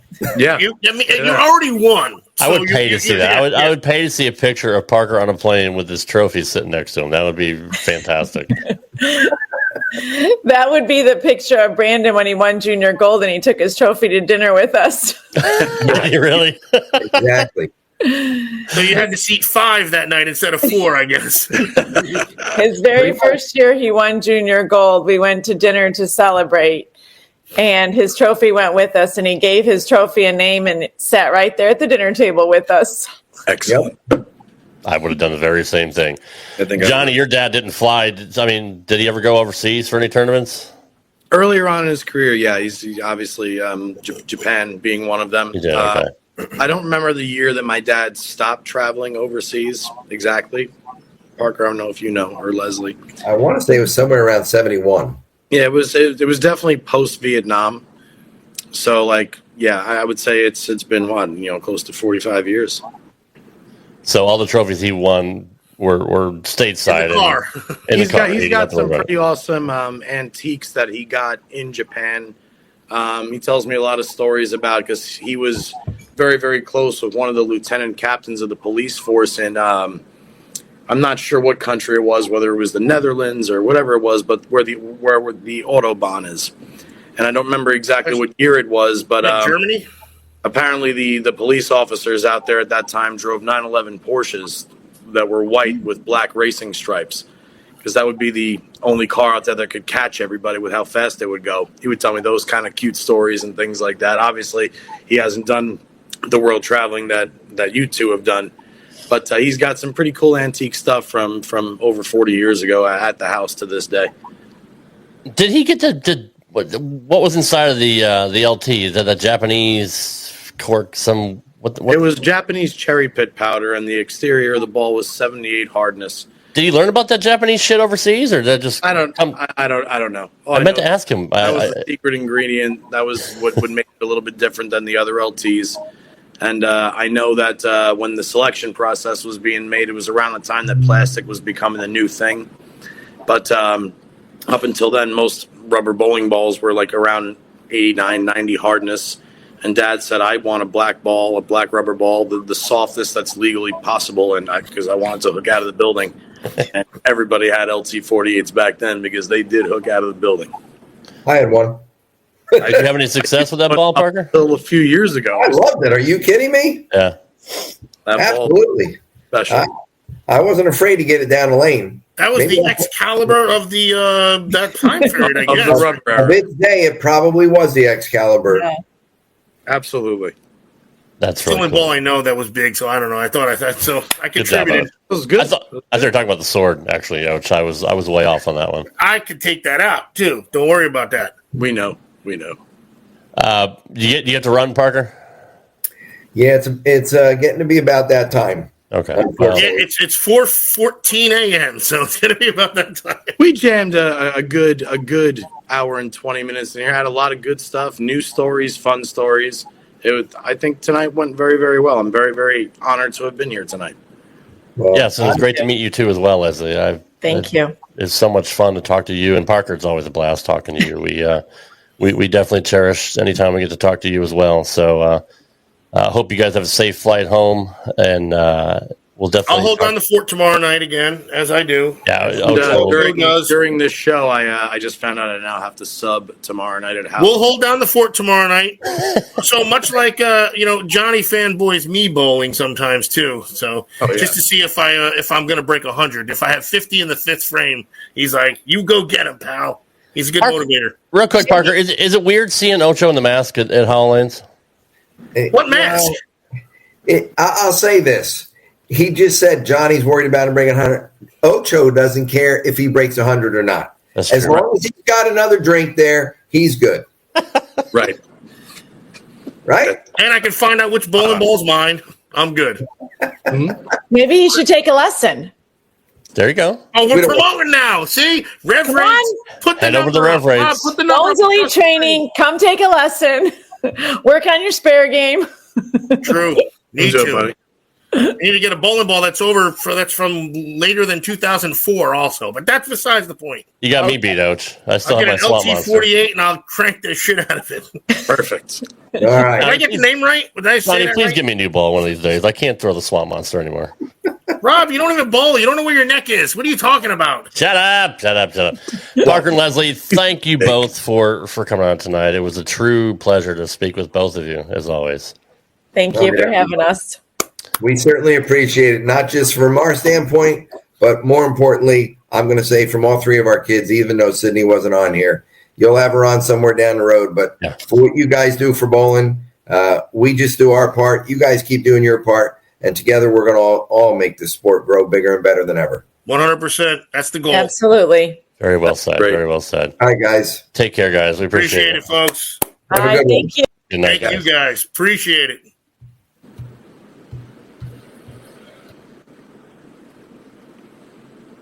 All right. I wish we had more time. We're definitely going to have to do that again. And really, it worked out pretty well, Johnny. I think for having that many people on. This is the perfect show. We can't do 4-hour shows, guys. People get fucking bored. They can watch it in parts. We could do part 1, part 2. We do this. I know. And then we bring them back. I'm just a fanboy. Oh, we're not off the air yet? Oh, No, we're not. We're still alive. I'm just a fanboy. I can't get enough of this shit. Like that, to me, this show it's almost cathartic for me with all the other bullshit I got to deal with in life. Invoices and all that shit. All the invoices and not getting to Popeyes for a while. But no, I wanted to even crack a joke and be like, yeah, wait till they get in their first bar fight. And I'm like, these kids aren't getting into a bar fight. They're too good at kids. Like, and it's a different generation now, too, man. Kids don't look forward to going out to, like when I was on tour, dude, there was at least 20 or 30 guys that wanted to go out every night and to see yourself, find the sites and do that. And that's bars, clubs, strip clubs. I mean, could be cool. You're touring technically. It's called kids a tour, nowadays. So you're out and about. They don't party like that anymore. Not that yours was good or bad or anything, but like you still. You'd want to. If I'm out, I want to see what's going on, or just. But then I got second, third, and fourth gear. Like I can't see Brandon walking into a bar at 21 and enjoying it the way that I did to a point that I ruined my life because of it. I do. Like I can't see him doing that. I do. All right, Johnny. Loaded question. Seriously, loaded question. This is gonna sound so bad. Is this for me? Yes. Wasn't it's all right? Damn it! There's no good way to put this. I don't want to say was it worth it. I specifically didn't drink in front of them because I wanted to be respectful. I don't, Nico. So I don't want to say was it worth it. Or would you have changed? Okay, no, of course you would change things. But do you regret your experience? Maybe that's the question. I am an extreme introvert when I am sober, at least in the last 15 years or so. But I very, very much crave the limelight. You are such a. I used to do theater. I love to sing karaoke. I love having a show where people listen to me. Like I enjoy that. And when I'm drunk, throughout my years of drinking, I have met so many more people and had so many more experiences in my life than I would have ever had not drinking. So that's what I was gonna say. You are such a you're all out there. Like you will shake hands with everybody. But here's the thing. It's the most respectful thing ever. Like you'll just walk up to somebody and be like, "I like your shirt. I'm John. Well, you went to Penn State? No way." And then you'll exactly. And there are such good and pure intentions of this guy. When he's just finally in his own head, right? Like it's a damnedest thing, and it's almost fun to watch because honestly, I can't do that.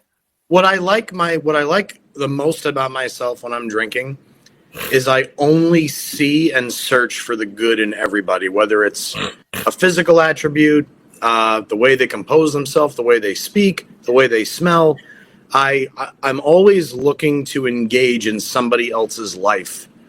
And compliment them. And that's like, you literally, I mean, I've seen it so many times where I'm like, oh, he's just going to go talk to this stranger. And it's like, hey, good for him.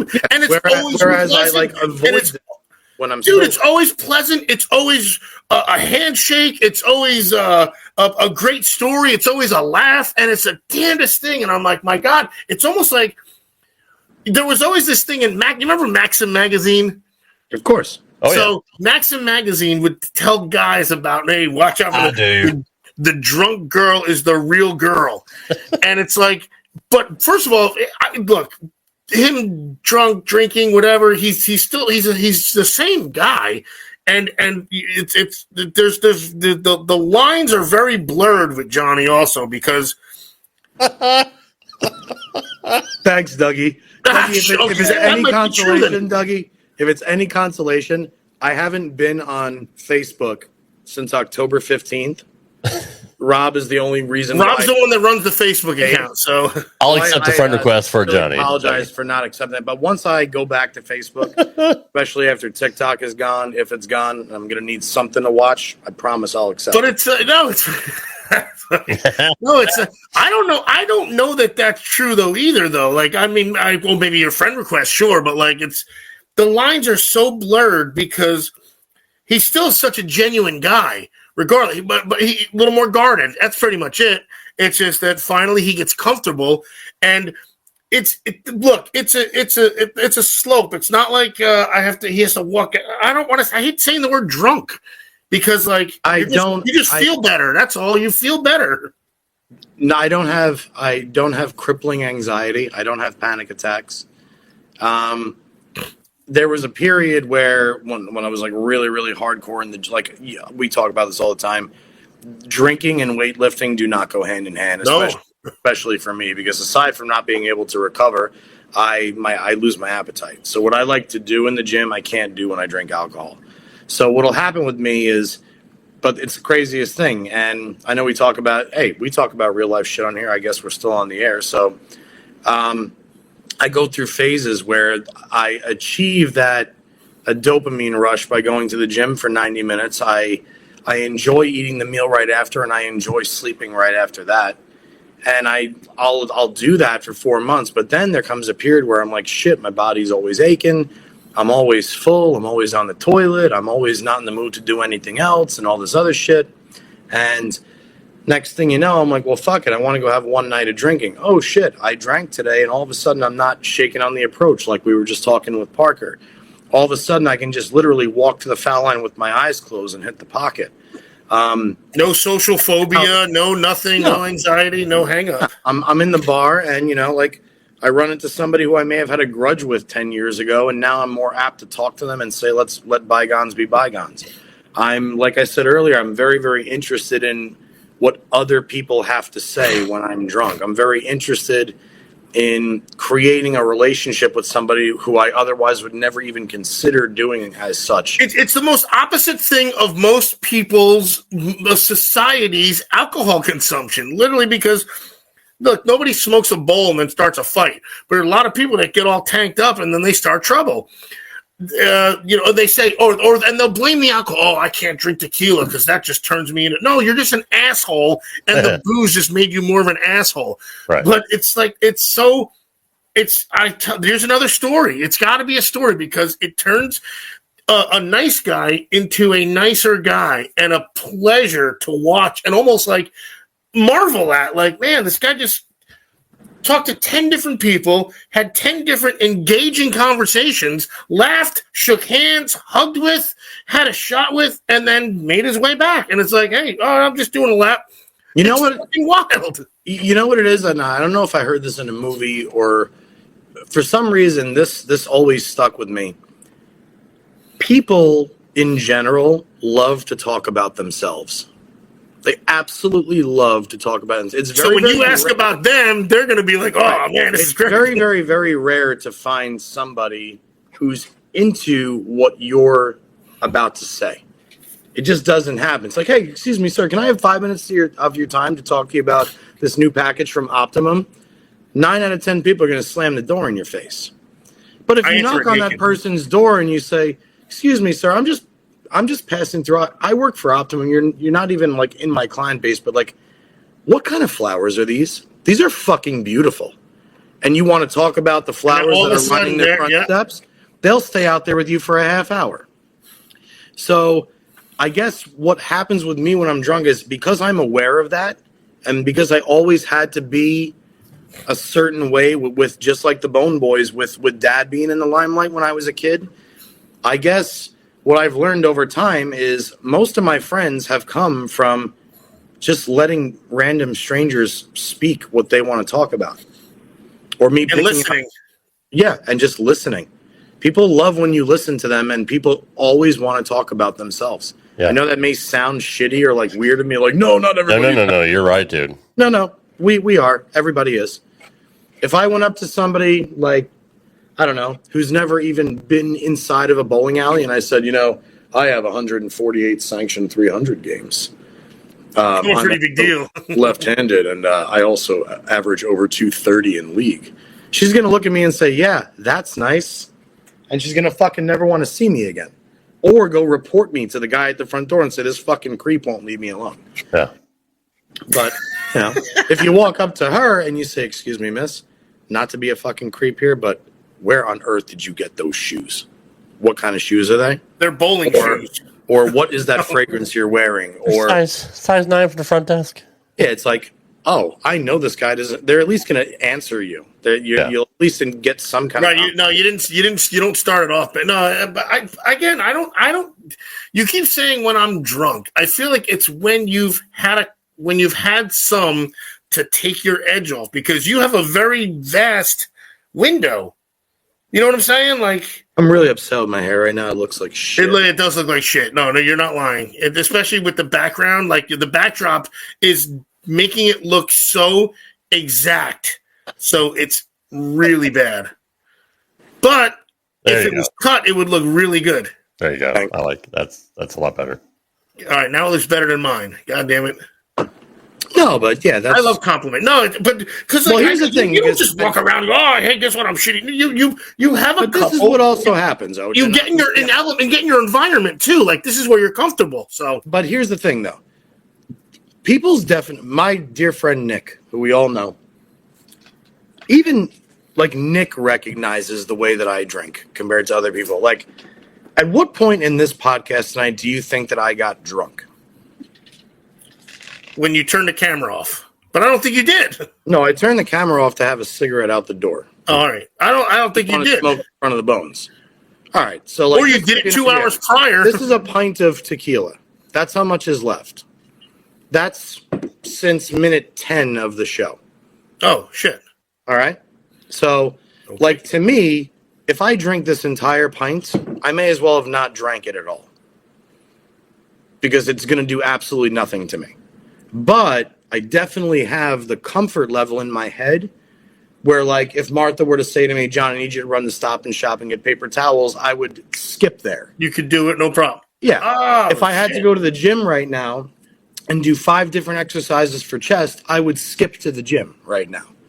And probably not even need any water because I'm so jacked up from the tequila, at least in that respect. But I could also sit with somebody and engage for the next 3 hours and have another one of these pints and still talk the exact same way. And that's my point. That's exactly my point. It's your window is so vast, but it could be at the beginning, at the middle, or again, and it's all the same. It's like, 2 shots in and you're comfortable. So that's what I'm sticking up for you in a way by like taking offense to saying like you're drunk when you aren't. And that's what I mean. It was basically like you're comfortable is what you are. I'll put it to you this way. After being in Vegas for 12 years and drinking the way that I did 4 to 5 days a week, which again I'm not proud of. I've tried to quit. I've gone back and forth my entire life.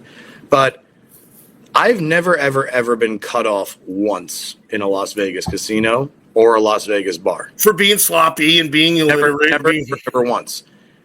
I have been cut off in 5 different places the year I've been home since moving back to New Jersey. No shit. And I have been cut off, Rob, like less than this bottle. So what, based on consumption or based on action? Based on like timing of my orders of my shot. Oh, okay. Like, okay, so I'll take a double shot of tequila at 9:34. Now it's 9:46. I need another double because now I need to get the shit going. Yeah. And once you're on your sixth one, they're gonna go, "Hey, wait a second." Right. And typical me, when I bowl at Majestic every single week this year, again, not proud of it. It is definitely one of my drinking nights. I will drink approximately 4 to 5 doubles before I walk into bowling on Tuesday nights. Typically. I'm lucky if I get a freaking sandwich in my gut. So, I mean, hey, how'd you bowl last is that knowing you're going to get cut off and you want to make sure you have the right? No, that's me doing it to be ready from shot 1 because we only have 6 minutes of practice and it's a 5-man team. I gotcha. Okay. So my 40-year-old. Oh, that's like a 3-hour night. Time we start. Yeah. And then when I find I'll get 2 or 3 shots in practice, but I'm typically loose enough to execute a shot in frame 1 with just 3 shots of practice if I have the booze in me. How long does it take to bowl in a 5-man league? It's about 2.5, 3 hours ish or something. Or well, that's the thing that's so amazing to me about Majestic. Usually, you would assume like when I bowl Monday night, the 4-man at Howell, the league itself, we actually start practice at 6:30, and we're usually done at 9:30. What's crazy about Majestic is we start practice at 7:15, but it's only 6 minutes, and we're done no later than 10. Maybe 10:15. 10:15. But it's like we get done just as fast as we do. Same time. Holy shit. It's very, very, very close. I may be off a little bit here because, but because of the double shots of tequila. Like the fastest moving 5-man league I've ever been a part of. And damn. Ready bowling, man. So much, yeah. Yeah, it's crazy. How'd you bowl last night? 269, 249, 218. And my team won a bunch of points. And, of course, in the good old strike jackpot game, strike jackpot frames for the first game are frames 2, 3, 7, and the first one of the 10th. I'm averaging like 238 at that house. I haven't made it through but one time through game 1 of the strike jackpot. Yesterday, I started with a 10-pin, threw all of them to the 7th frame. I get up in the 7th frame, stone 9-pin, out of the strike jackpot. Oh, your best shot of the night. Again, on the last night. And what sucks is like the person who had the most strikes last night took the pot from the first half, which was like $4,000, but that's okay. I also wound up cashing in 4th in the singles section of Howell lanes that Eric Nielsen runs. So I got a surprise $600 on Monday. So that's awesome, dude. You're bowling fantastic this year. Like, how are you this year, man? How have you been able to get like just fucking in the zone? Double shots of tequila. Well, obviously. Sorry, I'm kidding. No, it's really my answer. That's fine. I mean, whatever works. I weightlift, and when I go bowling, I like to be buzzed or drunk before I start, and it calms down my brain. I know at some point it's poison and it's killing me. I also know that since I only drink tequila, that it kills a lot of bad bacteria in your system. There's no carbs in it. There's no beer belly from it or anything like that. My body's basically immune to it at this point.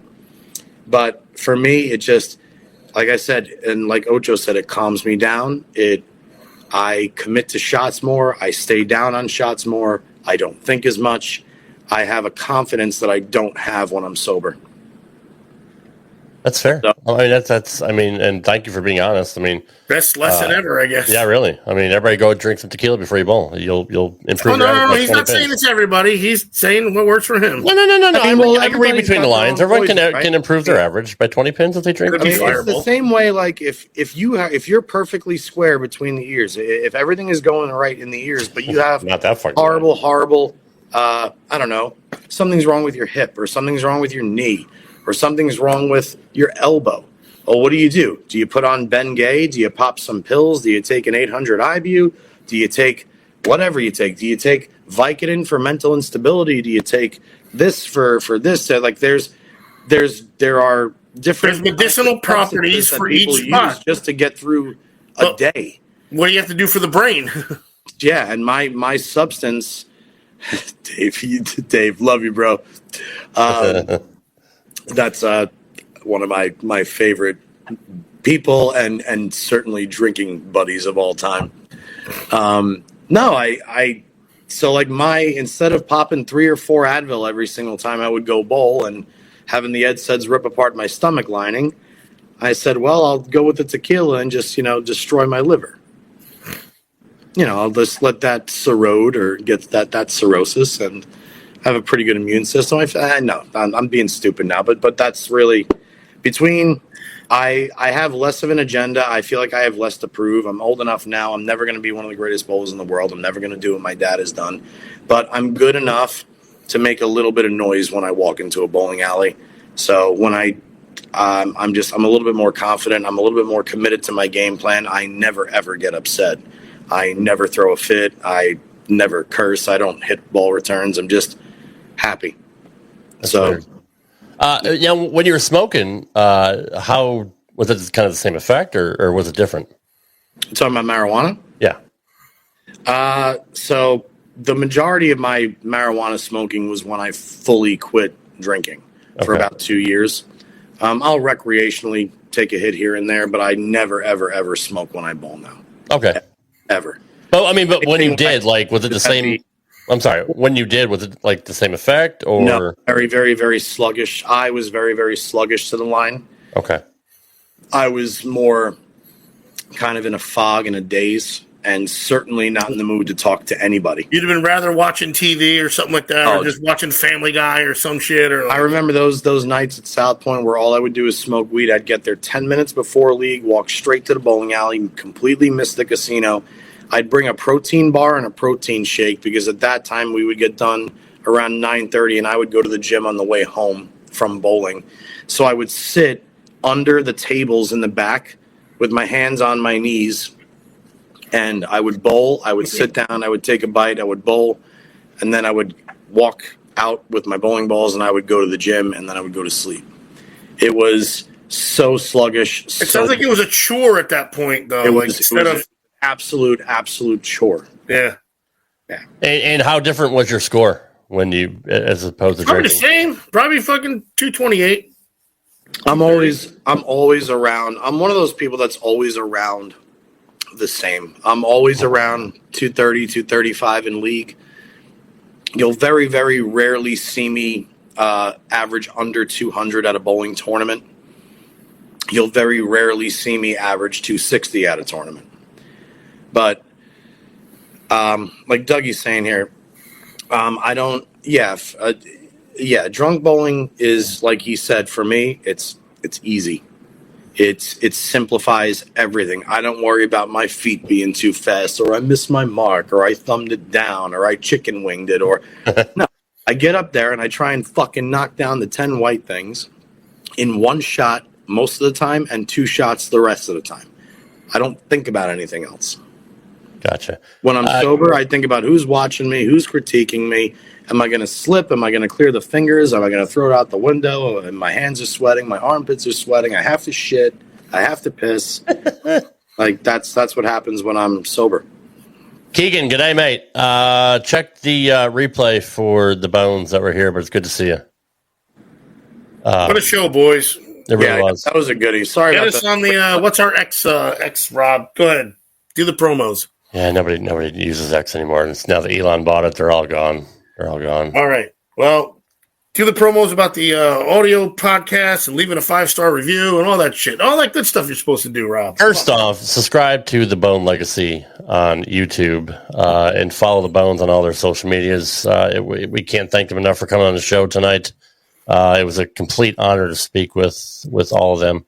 And we'll definitely have to get Sydney on here soon. Also, check out Rev Rates at Howell Lanes in Howell, New Jersey.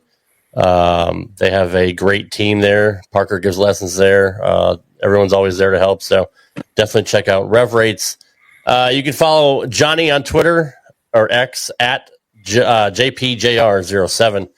Ocho is the doctor is at the what is it now? Is it the DR Ocho? The Ocho I got it here somewhere. What's the THE? Oh my god!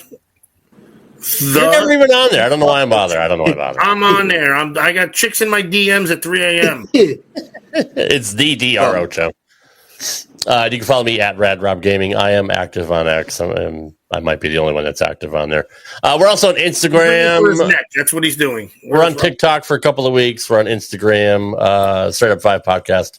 You can also follow us on X at Straight Up 5 Podcast. Hashtag Where's Rob's Neck? That's going to be the new one. Yeah, no, that's fair. We are on the audio platforms as well. If you don't want to watch us here on YouTube or Johnny's Facebook page, Ocho, where can they find our podcast? I don't know. Anymore. Don't know. You haven't searched for any lately, or you haven't found any? I haven't done. You know what? I got. Wait. Can I tell you something real quick that happened just now? That's really funny. Sure. So I told you I have to sub tomorrow, and the guy I told him yes.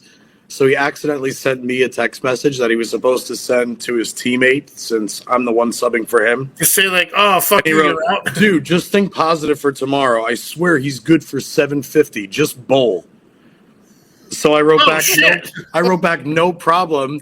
And then he wrote back, "Sorry, John, that wasn't for you." So I wrote back, "Thanks. No fucking pressure. You told your teammate who apparently doesn't want me there to sub that I will average 250 tomorrow." That's awesome. Wow. Let's see how this one goes. It'll be the first sub 600. Dude, this is going to be so good. Let's go.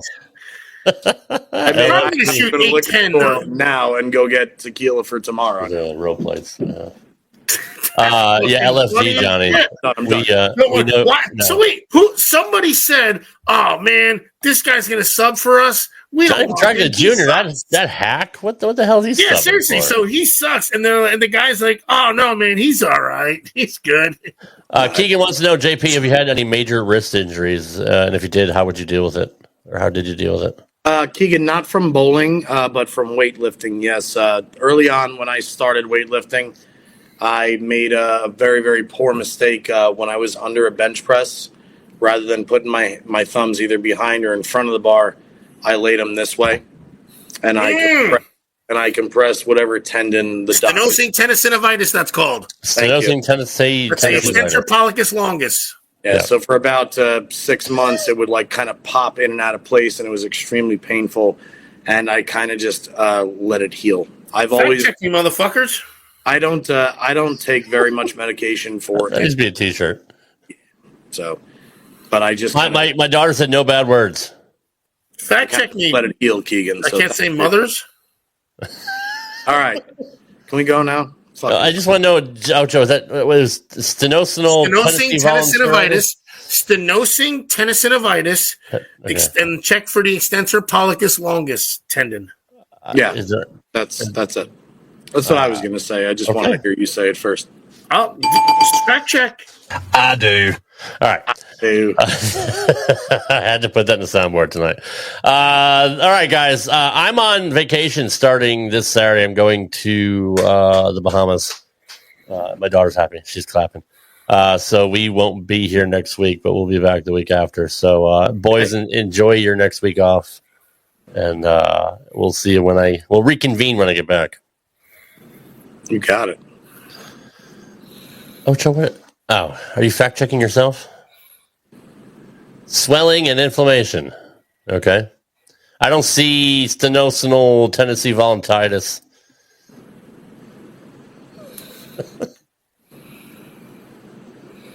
You need your camera. Are my glasses? Come on, there we go. Oh, got it. Okay.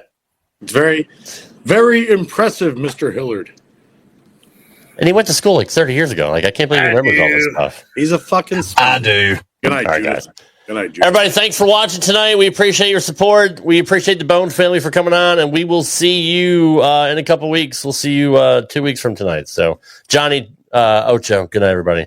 Take care, y'all. See you next time. Peace out. Can't see Johnny. Goodbye. Thanks for stopping by, San Diego. Keep it classy, San Diego. Go fuck yourself, San Diego. Hey, my daughter's right here. Good night, Nicole. Thanks for listening to this edition of Straight Up 5 with Johnny Petraglia Jr. You can follow the show on Twitter at StraightUp5Pod. Follow Johnny Jr. at JPJR07. Follow Rad Rob at Rad Rob Gaming. And follow Dr. Ocho at the Dr. Ocho. Got a question for Johnny? Send your questions to StraightUp5Podcast@gmail.com. We'll see you next time for another edition of Straight Up 5 with Johnny Petraglia Jr. Right here on the Rad Rob Radio Network.